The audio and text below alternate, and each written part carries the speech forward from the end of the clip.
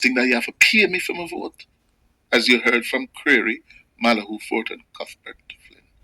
Labourites were telling their organizers that they're not going to vote. They're not going to vote unless they were paid.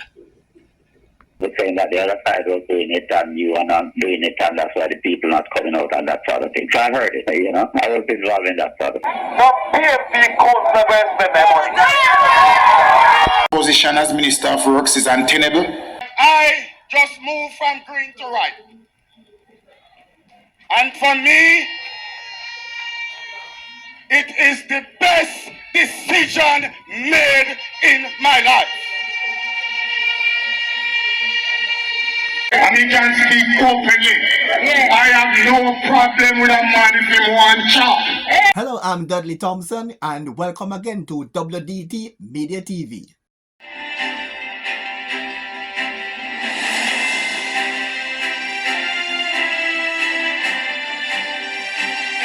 Welcome back to WDT Media TV. I'm Dudley Thompson. It just concluded Parish Council election. It's understood that some JLP voters stayed at home. Why? According to some MP who told Cliff Hughes that they demanded to be paid for their votes. Here is Cliff Hughes with that story. Labourites were telling their organizers that they're not going to vote. They're not going to vote unless they were paid. And you see the fall off in the JLP vote. With a 29.6% turnout on Monday, the PNP, in terms of the popular vote, got about 302,000 or between 302 and 305,000 votes across the country. The JLP vote is approximately 285,000.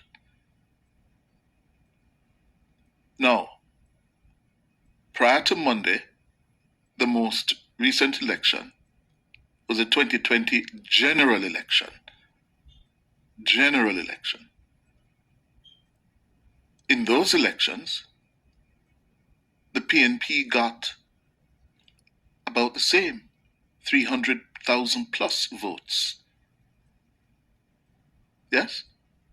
So their voters remained steady in terms of turnout.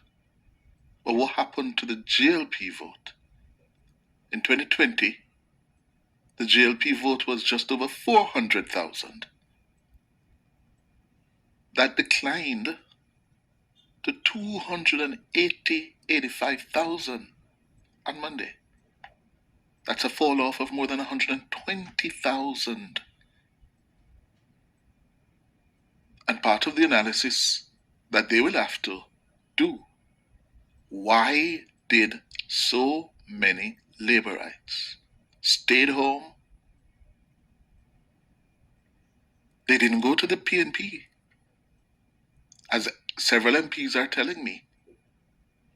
Labourites were telling them they're not voting. They can't bring themselves to vote PNP, but they're not voting for the party because they wanted to send the party a message. They wanted to send the leadership of the party, the MPs, the government a message. And what was that message? Una not take care of we. We hear say country a grow, economy a do well. We see una a live well, a drive big vehicle.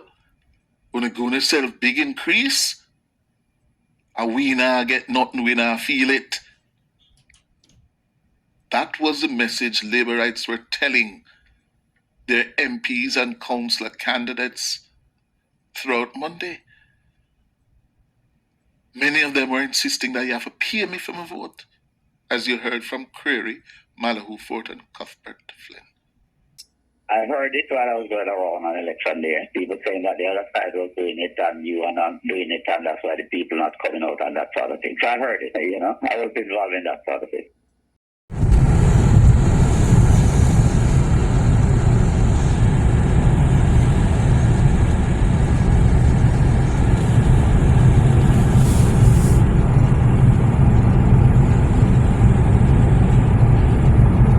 Still on the political scene, the controversial Everett Warmington, while speaking publicly, saying he plans to withhold funding from an elected PNP councillor. Here is Everett Warmington. But me in charge, yes, sir.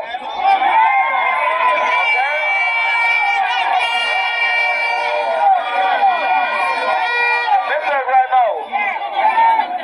I'm a minister of work. I'm a member of parliament. No PMP council going to spend their money. Mr. Warmington since apologized for his outburst, but the PNP elect council, Dr. Waugh, said Mr. Warmington should not hold such an office.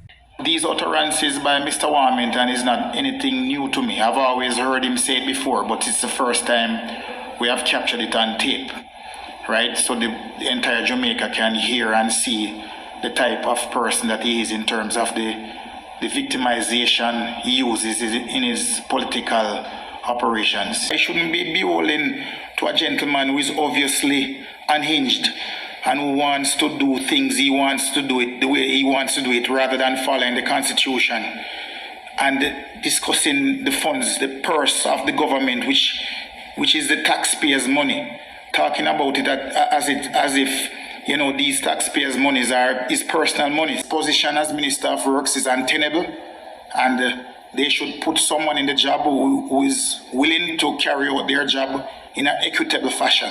Dennis Meadows came under fire for a speech about chopper. Here is Dennis Meadows on the political platform. Especially one who call themselves chopper. Let me tell you straight up. And he can speak openly. I have no problem with a man if he want chop. Because they chop us during slavery. So nothing wrong if you chop them up. The chopping is when you bingo and you score. Use the money wisely. Set up yourself. Open a business. Make sure mommy look good. Make sure your baby mother look good. But don't take the money and use energy and wash car. Meadows had apologized for that speech, but eventually he was sacked by the People's National Party. But earlier, was on the platform and made this presentation about the Prime Minister and his wife. They are husband and wife. Let me listen to you. First of all, for me, it is improper for the wife of the Prime Minister to serve as Speaker of the House. Particularly against the background where the husband as yet is 2 years. He has declared his assets and liabilities, and they can't certify it. Secondly, it is very likely, very possible, that such man is among the 6 illicit 6. And you noticed her first call of duty, that of the wife, is to frustrate the tabling of the Integrity Commission reports. Nobody complained about the tabling of the report. And all of a sudden, her first job is to frustrate the tabling of integrity report. And let me tell you why we must be worried. Comrade leader is a lawyer, so he can relate to this. As the husband and as the wife of the Prime Minister, if he is among the 6, which is very likely, any assets declared is what you call communal property in marriage. So if him declare a BMW and the Integrity Commission say, oh, you pay for this without, the maths can't add up.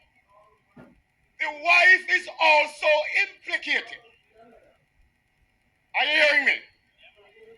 So one wonders whether or not her ascension to the Speaker's chair was by design and a deliberate effort to frustrate the investigation of those illicit 6. And we must be worried. in any self-respecting democracy, the wife of the prime minister. You Google all over the world. You tell me which president or prime minister wife is the speaker of the house. Because we must always avoid even the hint of conflict and corruption. That's how we come to the end of today's show. I'm Dudley Thompson. Again, please like, share, and subscribe. And as usual, thanks for watching.